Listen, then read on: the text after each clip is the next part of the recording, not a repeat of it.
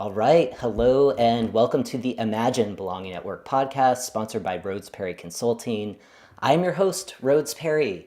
And today we have a really special event. We have an exclusive live author panel in coordination with the Kindle Flash Sale. So we are featuring two of the 56 books written by entrepreneurs, business owners, coaches, and consultants. And so during today's live panel, you'll gain some valuable insights about workplace culture, leadership development, and personal transformation. And these are all necessary ingredients for those of you who follow this podcast to imagine and then build spaces of belonging.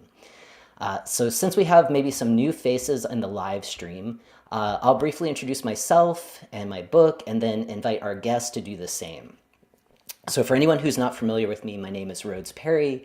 I use he, him, his pronouns, and I'm joining you from the ancestral lands of the Grand Ronde here in Portland, Oregon. I'm actually technically in a suburb, Milwaukee, and I help leaders upend the annual $1 trillion problem of workplace exclusion by building spaces of belonging in three unique ways. So one, through leadership development programs, two, through somatic executive coaching, and three, through belonging culture consulting. And I'm also the author of two best-selling books, Belonging at Work and Imagine Belonging.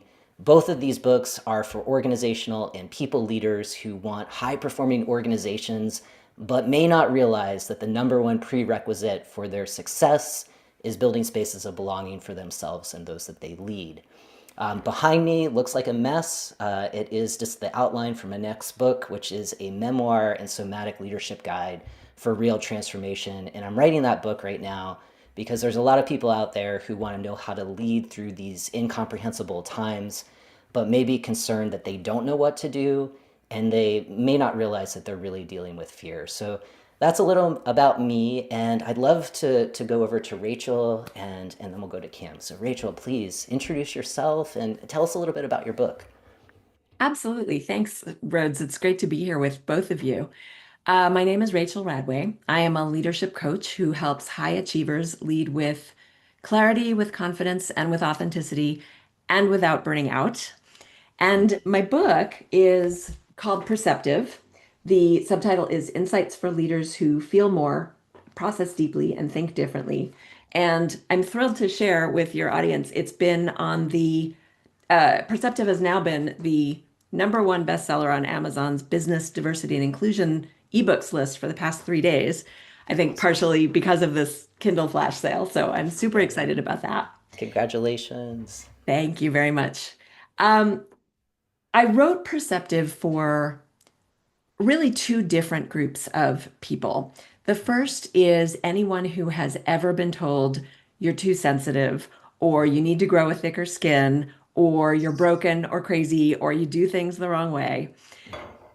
Anyone who is more attuned to their environment, to sensory stimuli, to emotions, to energies, um, or anybody who is learning that they're just wired a little differently or suspects that they're wired a little differently from people around them. And the reason that I wrote it is I have known for many years that I am one of a population, it's about 30% overall of the total population, who are have a personality trait that is called high sensitivity.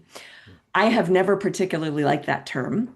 And one of the things that I know is true because I work with a lot of leaders is leaders don't necessarily want to be called sensitive.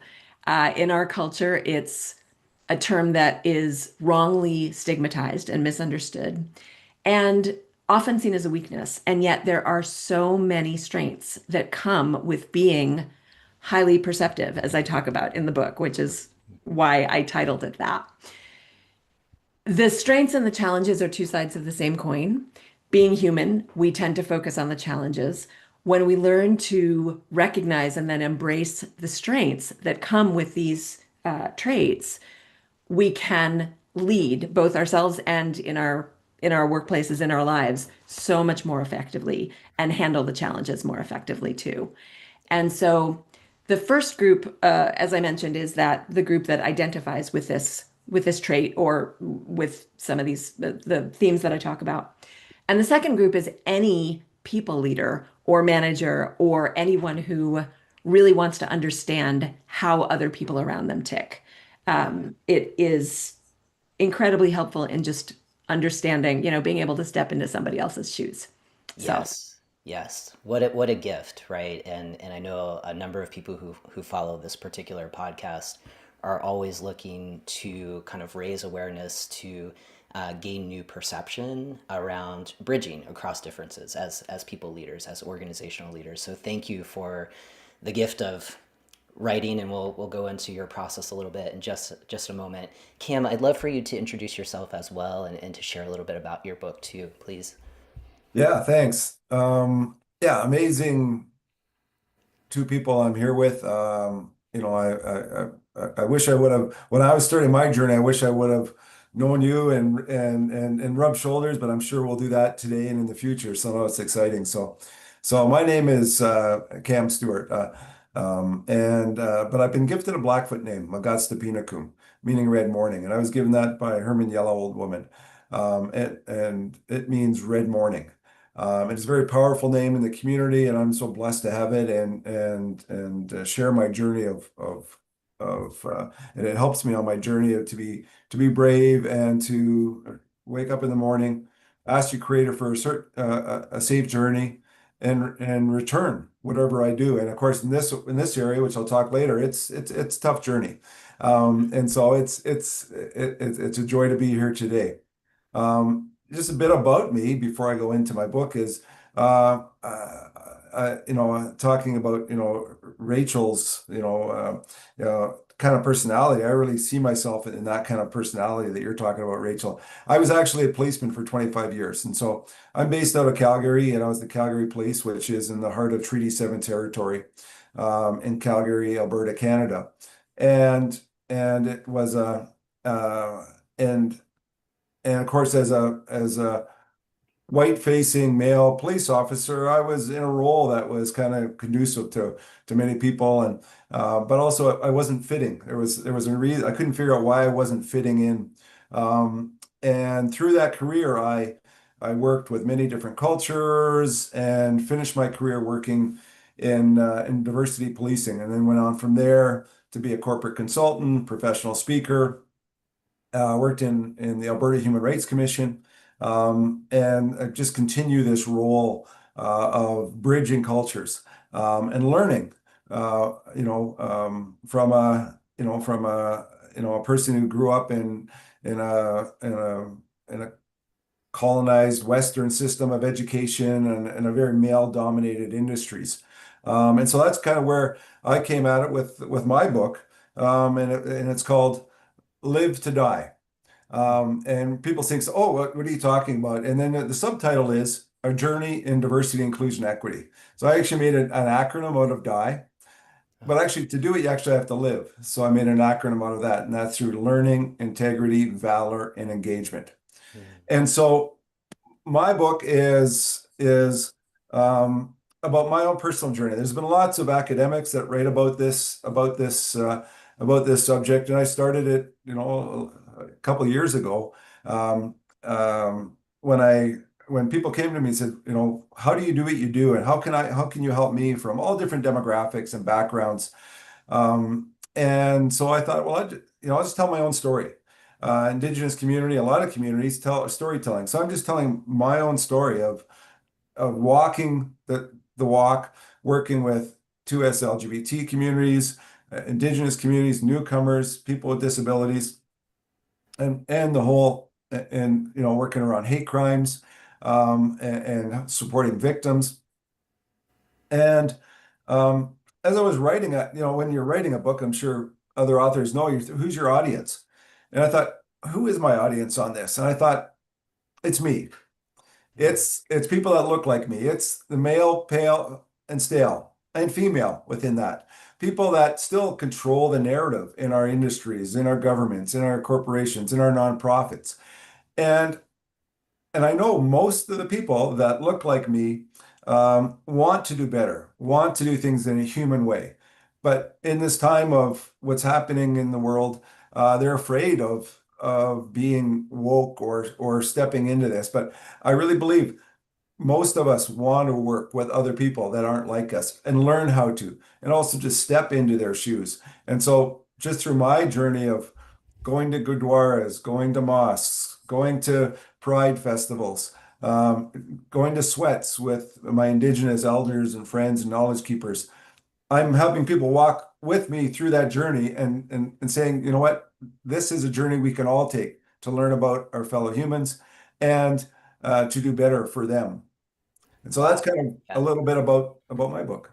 Cam, thank you. Thank you so much. And Rachel, wow. So Robbie Samuels is kind of the architect of this Kindle Flash sale. And I love how thoughtful he is. I've been through a couple of these sales now around how author panels are constituted. And what a great group that we have here today, in terms of the gifts that we've given through our books and also just the different stories, right? To listen to you both and to feel that heart connection and the curiosity of learning more about like your areas of expertise. And so, kind of before we jump into content, I'm curious for you both. This is the first time I'm learning about these particular books, and I'm not certain if you've written other books. So, is this, I guess, Rachel, is this your first book, or is this a part of a series of books? Do you have more books coming? Like, where are you at in that author journey? Many people have asked when my next book is coming Mm, out. okay, I will say I don't have plans for one right now. okay, I am a writer and editor by background, and I have had chapters and essays and other things published in other books. This is my first solo book. okay. And um, I actually was published in another book that you both might be interested in called Leading with Compassion, Mhm. that was published earlier this year, February 14th. Um, Not sure what the next book is going to be. There might be, I've already learned so much since I finished. Perceptive was just published in May of this year. And so I finished writing it, about a year ago. And I've already learned so much that I would love to update this book with that. Yeah. I don't know what's coming next. We'll see. Yeah. Well, thank you for sharing a little bit on that, Rachel. I wanted to continue on that question for you, which is a question that often comes my way, and I'm sure maybe for you all as well. Like as you go through like a creative process, and you're in the writing, right? How do you move past some of the I call them like inner trolls or gremlins or like however your critic looks in your mind. How did you move past that? Any advice for people who also really have a story to share that might help us continue the work that we collectively are doing in the world? It's a tough one. I mean, I mentioned I'm both a writer and an editor, and that editor Mm, is yeah. constantly going, whether it's in my head or on the paper. And so I'm a slow writer in a lot of ways because I edit myself as I go, which is totally against everything that that you hear and are told when you are starting to write a book. Hmm. I think that one of the most important things we can remember is that, first of all, a book is never really finished, as I've learned. So at some point, you just have to put a stake in the ground and go, you know what? It's done for now. And I can't do any more. I want to get it out into the world. And then you can write more. Yes. Yeah. The other thing is, and I don't know if we can, well, it's your podcast, so I guess we can say whatever we want, but keep in mind that it's really important to write a shitty first draft. Mhm. And that just helps you get it out there. It doesn't, your first draft doesn't even have to be good, no less perfect. It's just you're getting your thoughts together and figuring out the buckets of things that you want to include and, the outline and fleshing that out. And I think what one of the things that's been true for every author that I've spoken to is the book may look nothing like what you thought it was going to when you're finished with it. So, one of my favorite mottos is courage is fear walking. You just have to take that first step, and then the next step, and then the next step, and then you'll have a draft. And then you go back and you work on the draft, and hopefully you have some editors. And yeah, just break it down into little consumable bites. Thank you. Yeah. The SFD is the like the first attempt, right, is what it is, and it starts to become its own thing. And even after you publish it too, I don't have children. I feel like my books are like children. They take on personalities of their own, and it's kind of amazing and what kind of comes after it gets published. So thanks for sharing a little bit about that journey, Rachel. Cam, for you, is this your first book? Is it a series of books? Do you have more books coming? Where are you at in that Yeah, process? well, it was, yeah, I never thought I'd be a writer. I mean, I've written lots and I've written lots of papers and things like that. And so, um, this was my first, and at the end of it, I kind of said I'm one and done. Even my publisher, I said I'm one and like, like it was a lot of work. Yeah. But you know what? The writing was very good. The writing was very cathartic. And again, it changed iteratively throughout the writing, and I moved things around, and I wasn't stuck on anything. Um, and and and it came to as it was getting into the writing of the book and then getting it proofread by a lot of people and edited and re-edited. Um, I was getting to the point of analysis paralysis. Like Yeah. when is it done? And every time I'd go to bed, I'd wake up, oh, I just thought of another chapter. I just thought of something else I need to put. So I'd write and I'd ask my editor, can you put this in? Is it? And it was like at some point I had to hit, I had to hit print. Mhm. The other thing I was paralyzed for a little while again because of this time of anti-diversity and wokeness. I was um, I was I was concerned. I'm mildly concerned, or I was concerned. Well, what's going to happen? There's going to be haters on all sides. In this world, there's going to be people that are going to from different communities on the left that are going to say, "Hey, who's this white guy writing a book about diversity?" On the right side of the political, there's going to be people that are going to say, "Well, there's this woke person," and so I had to just be true to myself and say, "I'm just telling my story. No one can doubt me on my story." And I think that's a good. I think that's good for writers to know. Tell your story. And no one can doubt that, and just be true to yourself. And so that was, to me, that was really valuable for me to kind of go, okay, okay, I feel good. Yeah. I can hit the print button. Have the printer hit the print button and say, okay, I'm done. Um, but the other issue is I didn't realize how much work it was to after that.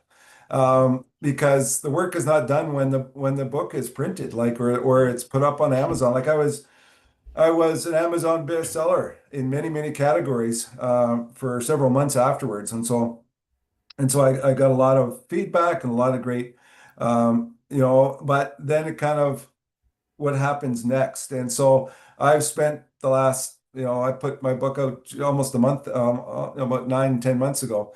I've spent a lot of time, promoting it in different areas, speaking about it, seeing how, because again, the book on a bookshelf or on Amazon or here up in Canada in Indigo, it doesn't, if people aren't reading it, it's not having the intent that it was meant by me anyways. And so I'm spending a lot more effort than I would have ever imagined getting it out there, talking to people about it, sharing my message, because that's what it is. We're just sharing our message, telling our story, and hopefully, that's going to help other people on their journeys. Yeah, yeah. Interesting. Like, kind of the inner gremlins for you was more kind of thinking the who am I?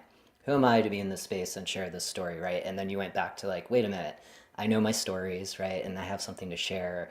And I think that's really, really valuable. Um, and also that point of what publishing a book is really about. It's like, of course you want the stories to be exactly the way that you imagine them in your mind looking on the page, right? Like the writing process itself and getting it to a place where you can hit publish, like that's really important. And that's like 10% of the book. Then it's like 90% of like, hey, like this is from my publisher. It's like, ask me about my book, like the opportunities to share it. And it's, I'm curious for you all, like, well, I guess I have so many questions and I realize, we have like maybe 10, 20 more minutes left together. Um, the reintroduction, right? Like going from, Rachel, you were talking about, like being a writer and an editor, right? Like those are titles. And now like being a best-selling author, right? Like kind of like really kind of filling out like this new role, like who you are in the world, and there's this like becoming process. So I'm curious, like, was the reintroduction of saying that you're an author, was there some inner work that you had to do around that? And Rachel, we can start with you, or was that something you were like, yes, I'm an author, I own that? Yeah. So I don't think I ever thought about it that way, Rhodes. It's really interesting. I wrote my first book in second grade or fourth grade, something like that. Okay. So this wasn't really my first solo book. Okay. I wrote an award-winning book. I think it was the fourth grade. It was about a little bear's birthday party. Um, I I mentioned that I was a writer and editor. That was my career for a while, but I've also had many other careers. Mhm, So mhm. I don't really think of myself, my identity isn't tied to what I'm doing at the moment. I've had many, many, many different aspects of my career. Mhm. So I think, and I wrote the book I mean, my coaching business has only been around for a few years. So I started writing my book pretty early on in that business too.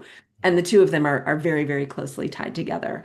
So for me, I hadn't planned to write this book. It wasn't something I was thinking about it. A publisher reached out to me and invited me to do it.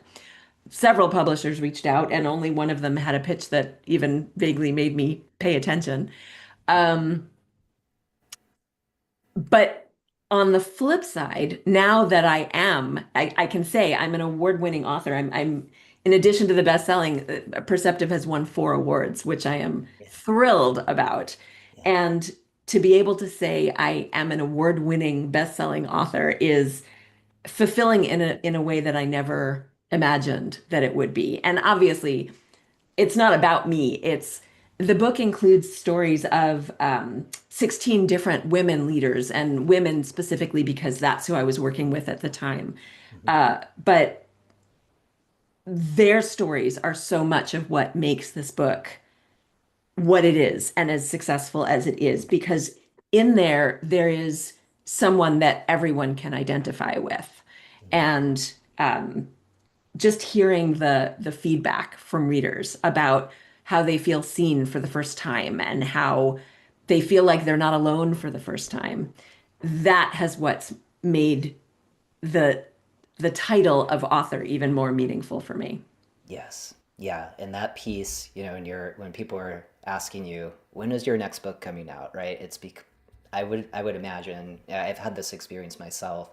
I'm a transgender man, and a lot of the stories that I write about, they're not out there. They're not as pervasive as kind of other narratives, right? And so Right. when members of your audience see themselves, maybe for the first time, right? There's a craving of like, I didn't know I can experience a book like that, right? So it'll be interesting to follow your work and to see like where this authorship goes because I feel for both of you. I'm like, I see more books. I see more books, right? Because there's that love of storytelling. And so Cam, I'm curious what comes up for you in this kind of like this additional identity that you now have. Like how have you grown into that, or was that relatively easy for you? Like what has been your experience? Yeah, an additional identity, and it's Mm-hmm. additional opportunity to a title or some power and privilege that I'm able to share the message. The fact I'm a male, white, cisgendered policeman with a post-secondary degree. Um, those have all been very privileged positions that have got me in and that people get me in the door, get me to here. And this is just another lever that people say, oh, he's an author too. And so, I look at this as one of my friends is another author. He says, this is, books are just expensive business cards. They kind of get you to out there. And then when I am professionally speaking, then people are saying, well, I'd like to buy your book. And again, it's that messaging, and you never know who's like I've had mothers buy this for their kids. I've had workplaces buy it for their teams. And so the fact is again, it's I'm very proud that I'm in this position, but I'm also privileged. But I want to do something with that power. It's not, I have, it, you know, I had to take a year off of, of my life to, like a lot of us do, to write it. A lot of people aren't in that position to take that time to share their stories. And so it's an honor to be able to do it. But I also realize, like my, whether it's my eagle feather or my name, there is, with great power comes privilege. As Spider-Man says, And so what do we do? Not power with great power comes, um, uh, I forget the saying, but you have to do something now that I've got that book out there. I can't just let it sit there. I have to inspire other people. I have to help and mentor other people. And so it's just another way that I can pass on this to the next generation of people that are doing this in the field. Yeah, yeah. I think like that piece on the power, the position that we all have as authors is the responsibility, right? The Mhm. responsibility to tend to your message and to make sure that the people that can benefit from it know that it's there, right? And I think that's the greatest challenge. The first book that I wrote, it was Belonging at Work, and it was 2018 when it got published. And when I started my business, it was at the end of 2015, so it's like almost my 10-year anniversary as a business owner. And at the time, it was one of the first books on the topic, and even today, it's been out for almost 10 years. People are like, "What? This book? Like, where has this been?" Like, I just got a book order today for a bulk order of books, and I was like, people had just learned about it. So like 10 years from now, people are just going to be learning about the books that you're holding right now. Um, and probably Rachel, to, the requests that you're getting now, they're going to want more books. They're going to want it. They're going to want more of what you know and what you've been through. And I think there's a great responsibility to that. And it's also fun. It's also really interesting to see where these books go. I know for myself, like having the opportunity to speak in other countries, right? And to travel, and this message is resonating in different places, as I know that your messages are too.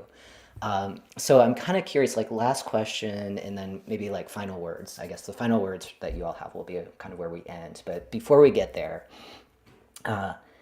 definition of success, right? Like I think for a lot of us, I know myself when I first wrote a book, I was like, oh, I want to be a bestseller, right? Like I want to do that, right? And then that shifted, right? As I learned more about what this process is and where a book can take you. And I'm kind of curious, like, where did you start? Like, think as you were writing, like, what was kind of that?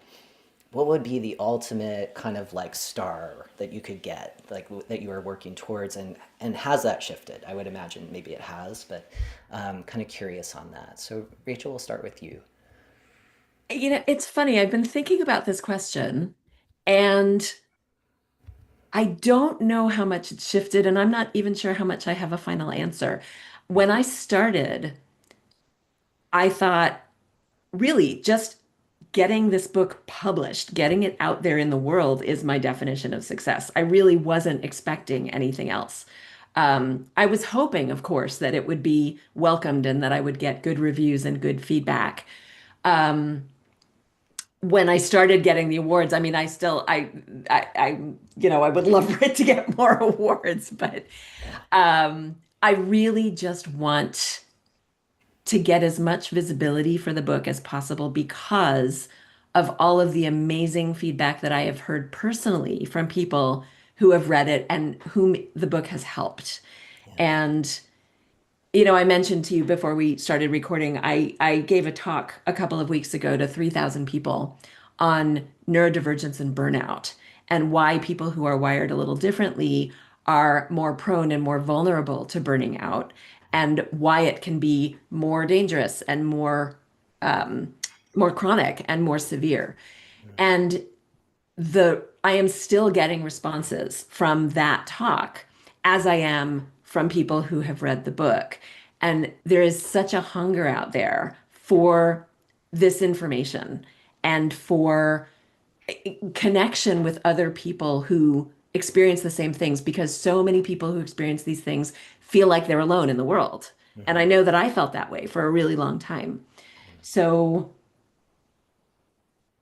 so my definition of success is now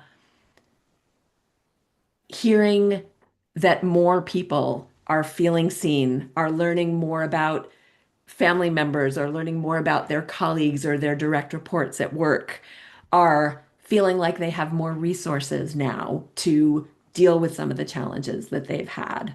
Yeah. That is, I guess I do have an answer. I think those things are really my definition of success for the book. Yeah, yeah, and those gifts will continue coming to you as long as as long as your book will exist for forever, right? And it's almost, and I feel like it's a like a piece of art, right? Like you have an intention behind it. You know exactly like every story how you hope that it hits, and then someone else will look at it, will read it, will maybe embody it, right? And then kind of give that gift of feedback back to you. And it's sometimes way more profound. It's like, wow, you got that from what I wrote. Wow, thank you. So I hope that that continues to happen to both of you and really surprises and delights you. And so Cam, like similar question, right? Where did you start around like what was success and has that Yeah. shifted for you?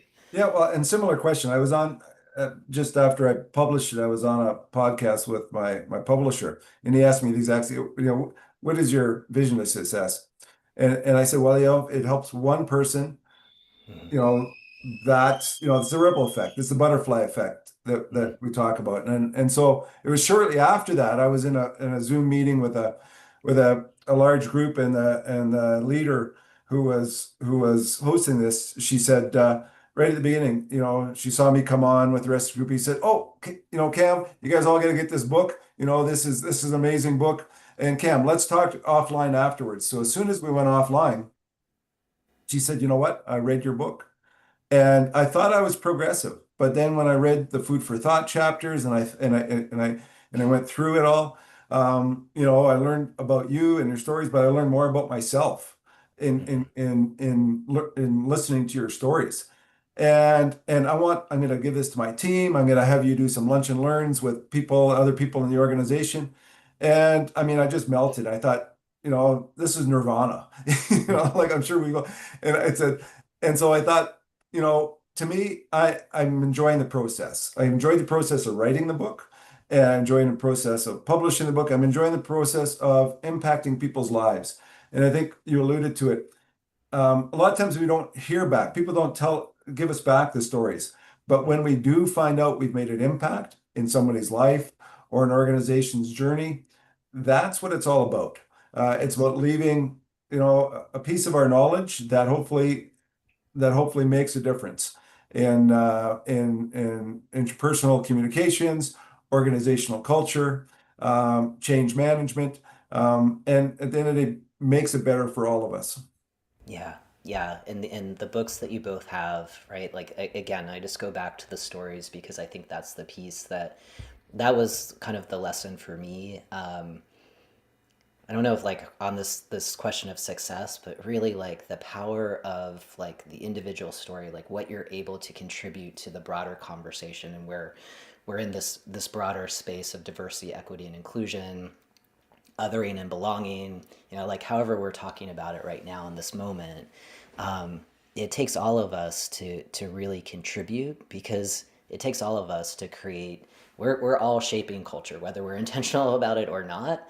And in the invitation of kind of like, here's how I enter this space, and the invitation to Rachel and to Cam and to anybody else who's watching this, it's like this is a part of the human experience, and we have Mhm. the ability to positively impact each other. Obviously, we know that we can also cause harm. That's part of the human experience too.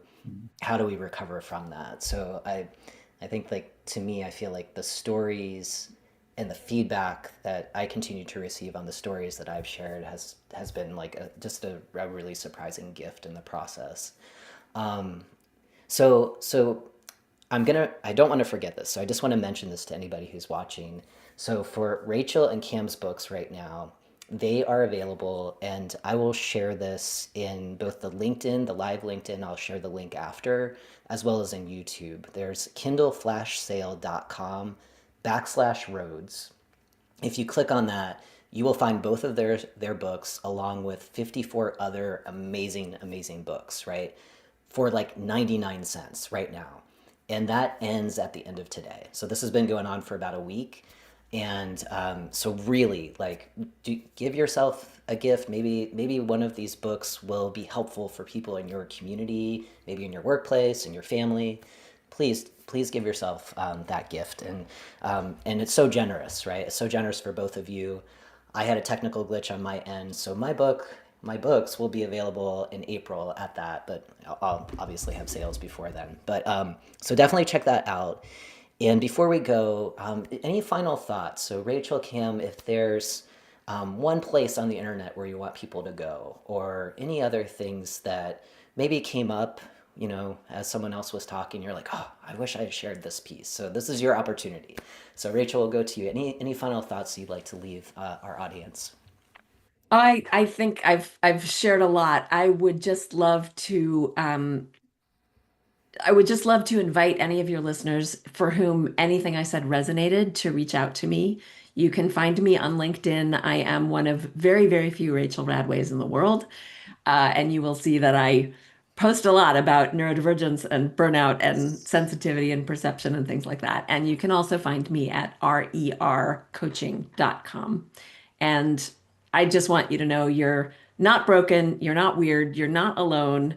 Um, and you're a beautiful human being with superpowers and gifts, regardless of the challenges that you face or the messages that you grew up with. I love that. Also, you have an amazing last name. It's very cool. So, uh, and I take full credit for that. there you go. Thank you.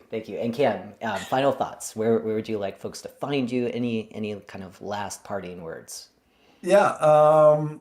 Yeah. Parting words is that um, and people when they ask me, they said, is this a good time to put in a book about diversity, inclusion, equity, or as I call it, die?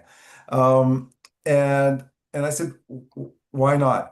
It's never not a good time to have this conversation, to invite yourself to the conversation, and it's an important for us all to do. This is not just the Black, Indigenous, people of color. Um, Conversation. It's a conversation we all have.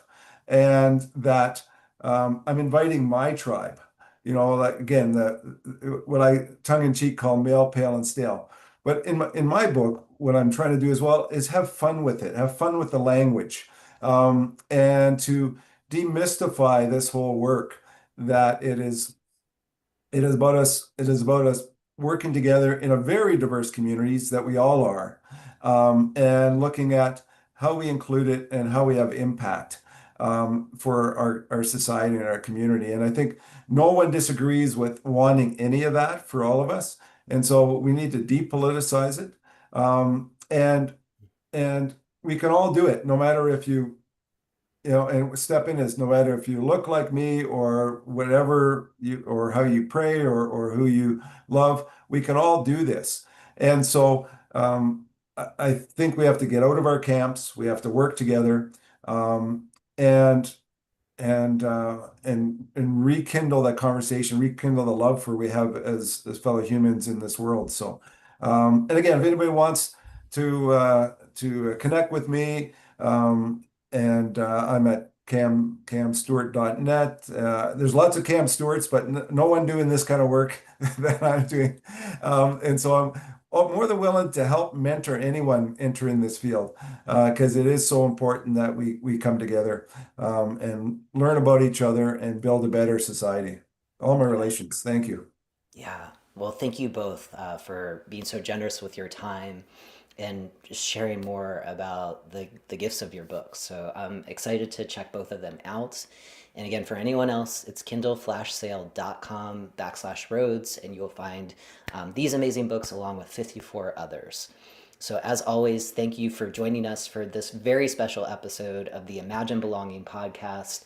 Uh, I, Please check out the podcast. You can connect with other experts like Rachel and Cam. And as always, let's continue to grow our belonging movement. Have a great day. Bye. All right, we did it. We did it. Rachel, you got 15 minutes, so, chill. Awesome. Awesome. Thank you Yeah, so much. yeah. it was a pleasure meeting both of you, even briefly. And Cam, I had noticed that you are into intercultural communications, which I also have a background in. Great. And I have downloaded both your books, Rhodes, even though yours is not on the Kindle thing. I think I Thank got you. it on Kindle Unlimited. So Awesome. I am Sweet. looking forward to reading both of them. Yeah, Thank you yours as so well. I much. really, you're just listening to you, Rachel. It's yeah, I'm looking forward to reading your book and supporting you on your journey, whatever that looks like. So yeah, that's Thank great. So it just a lot of fun. Yeah, I had a lot of fun. This we could have talked, I think, the three of us for a long time. Totally, totally. We didn't Kindred even get spirits. into, yeah, yeah, yeah, yeah. So much more. So hopefully, maybe I'll bring you back individually on the show at some point. you. But That would be great. I would love that, Rhodes. excellent, excellent. Well, Yeah. enjoy if you celebrate any of the holidays, all of the holidays, enjoy them and Yeah. enjoy the new year if you celebrate that. And if not, happy Gemini full moon. All right. Okay. Thank